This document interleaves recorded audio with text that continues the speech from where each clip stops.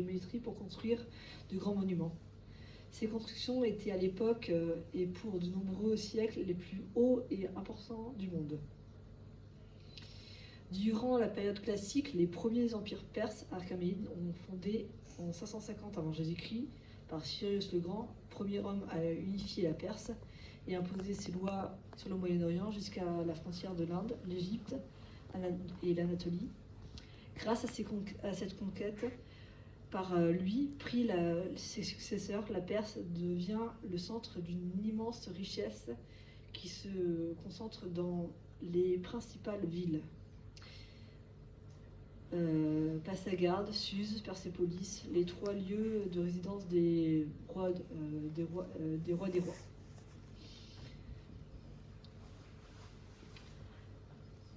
Cependant, les Achéménides ne construisent pas uniquement des palais pour représenter leur puissance. Ils investirent beaucoup de leurs efforts dans les complexes funéraires grandioses, dont le plus connu est celui de Nashk et Rostam. Merci. Non loin de Persépolis. La particularité de ce monument est qu'il s'agit de 4 gigantesques tombes royales archéménides creusées à même la roche de la montagne. Alors, ce qui est embêtant, c'est que dans le diaporama, j'avais trouvé des photos représentant, entre autres, le personnage de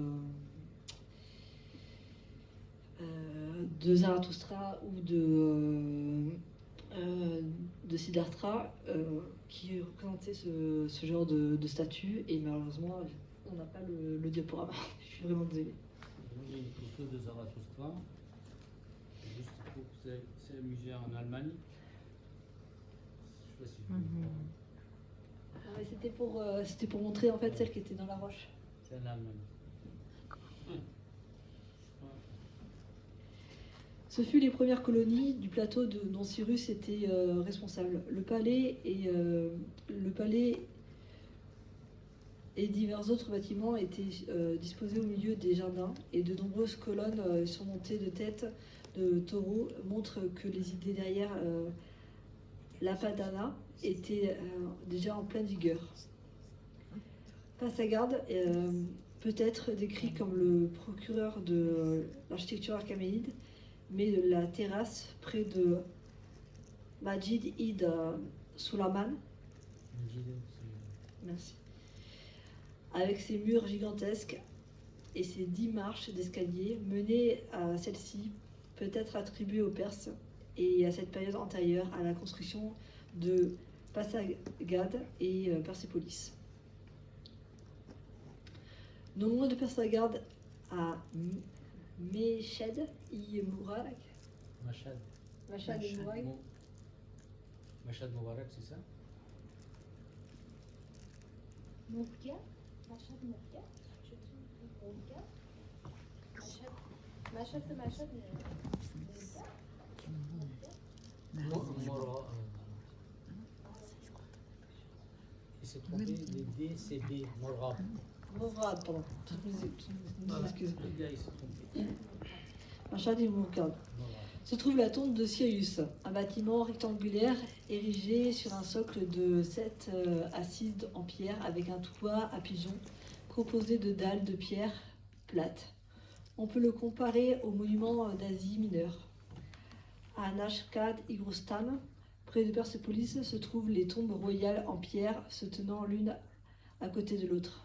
La tombe de Darius Kodamanus à Persépolis n'a jamais été terminée. Les tombes sont creusées dans le roc sur le modèle de la tombe de Dahu Dokta dans la province de Fars. Les architectes ont sculpté dans le roc lui-même une imitation d'une façade du palais à 4 colonnes engagées, couronnées par des chapiteaux de taureaux agenouillés qui soutiennent un entablement orné de moulures grecques. Au-dessus se trouve une rangée de taureaux et de lions sur laquelle se repose une estrade tenue par haletante. Le roi, se tournant vers un autel de feu, monte l'escalier sous l'emblème d'Ahura d'Ahura Mazda, dont le Ahura Mazda.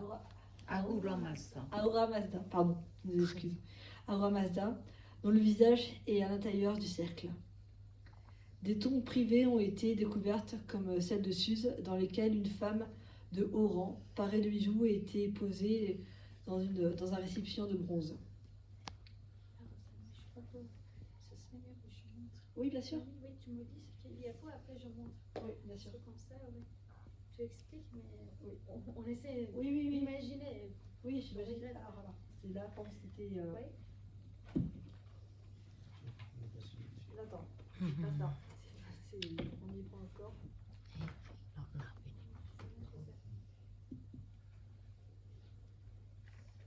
به خاطر این اکران داشت این سال رو گرفت نمیدونم که کار نکرد.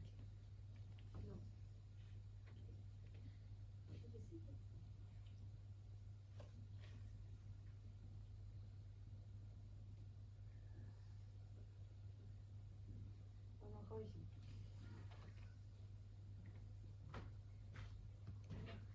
Je montre ça. Non, non, tu montes pas. On est encore ici, donc on va encore se voir. D'accord. Tu redis. Oui, oui, je te dirai, merci.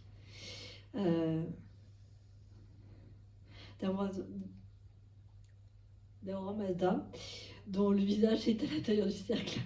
Les tombées privées ont été découvertes comme celle de Suse. Pardon, je me retiens. C'est ainsi que le génie archémide s'est pleinement développé. La caserne de la citadelle a été construite dans une montagne, surplombant une vaste plaine en direction de Shiraz. Les pentes les plus basses ont été nivelées pour créer une esplanade sur laquelle ont été construites une ville virtuelle du palais. Bien que les fouilles ont été mises à jour, la quasi-totalité des bâtiments, nous n'avons toujours pas une idée de la finalité à laquelle elles ont été destinées.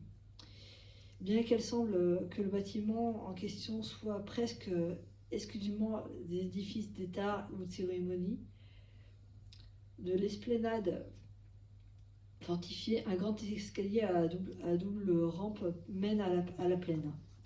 En face de l'atterrissage, le plus haut, les propylées d'exercice, une structure massive à 4 côtés ouverts à chaque extrémité et de long des côtés est décorée de colossales taureaux à ailes et à tête d'humain.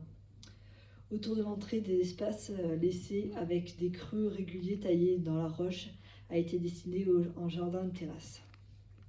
On peut faire une conclusion en quoi, contrairement aux techniques grecques et romaines,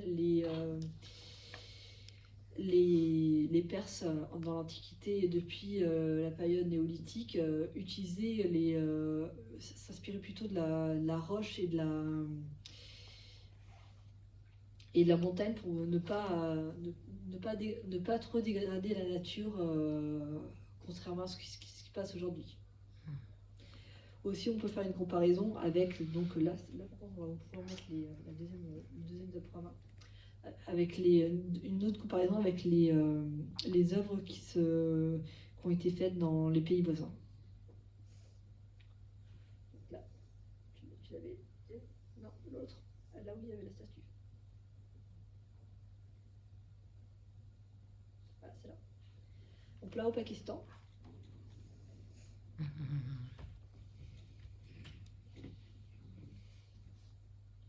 Il y en a une aussi, il ne faut pas oublier les techniques architecturales persanes proches en Orient et artistiques partagées avec les pays voisins, comme l'Inde, la Chine, les territoires de la Russie, comme on l'a vu tout à l'heure, dès le 7e siècle.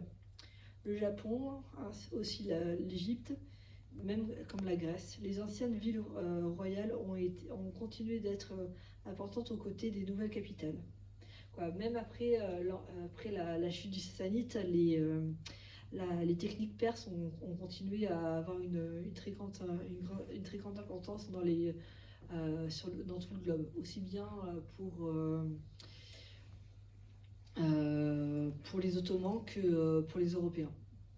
car durant le XIIIe siècle, on se reverra tout à l'heure dans le diaporama, il y a notre ami Marco Polo qui est venu faire un petit tour chez les Mongols et être un ami avec Gengis Khan, et à partir de là, donc, il a partagé la culture mongole avec les Européens, sachant que Marco Polo était italien, de Venise, de la cité de Venise. Bon, c'était durant le Moyen-Âge, au XIIIe siècle, donc c'était un petit peu tôt. On n'avait pas le droit de changer les coutumes, surtout chrétiennes, en Europe. C'est embêtant. Et voilà. Et après, il y a notre cher ami Christophe Colomb, qui lui, par contre, a donné son coup de marteau ou son coup d'épée comme Alex, et qui est allé en Amérique, alors qu'il croyait vouloir aller en Inde, et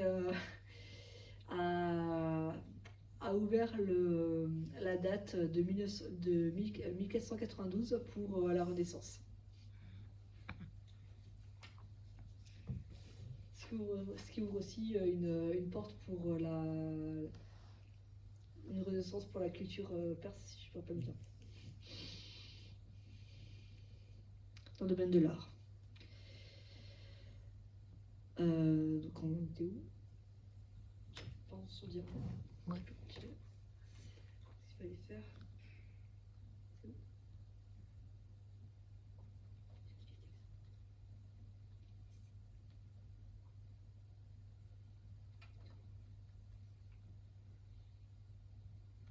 Merci. On peut faire aussi une comparaison avec quand je parlais tout à l'heure des pays voisins, on peut faire une comparaison aussi avec les pyramides de l'Antiquité. D'accord.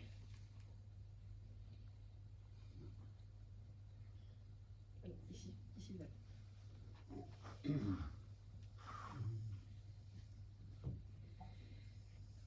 Cette sculpture, ce bas-relief,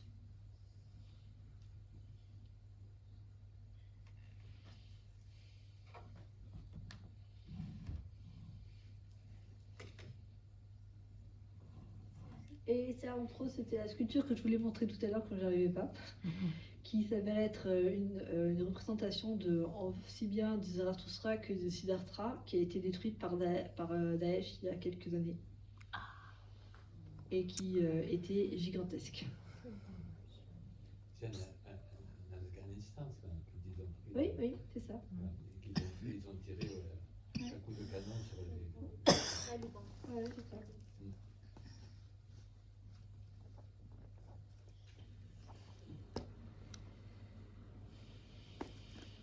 Je crois qu'il y en a d'autres encore.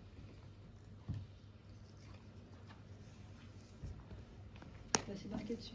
Il y a aussi la Chine, on peut faire une comparaison avec la Chine, avec la Grande Muraille de Chine, très connue, qui a été aussi un petit peu détruite par des touristes qui sont venus avec leur tractopelle.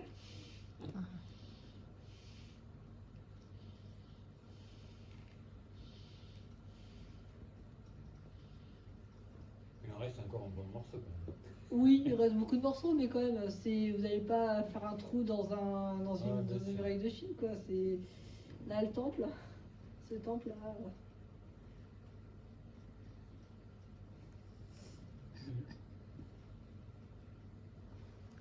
En Syrie, qui a aussi été détruit il n'y a pas très longtemps.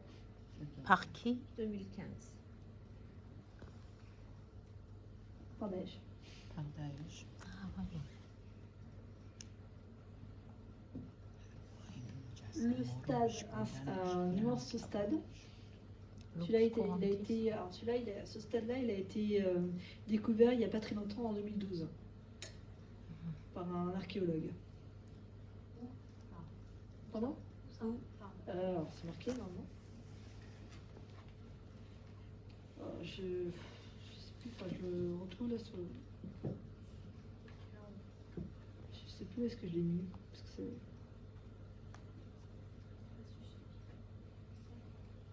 Non, c'est pas ça. C'était le stade. Je sais plus où est-ce que j'ai mis la date.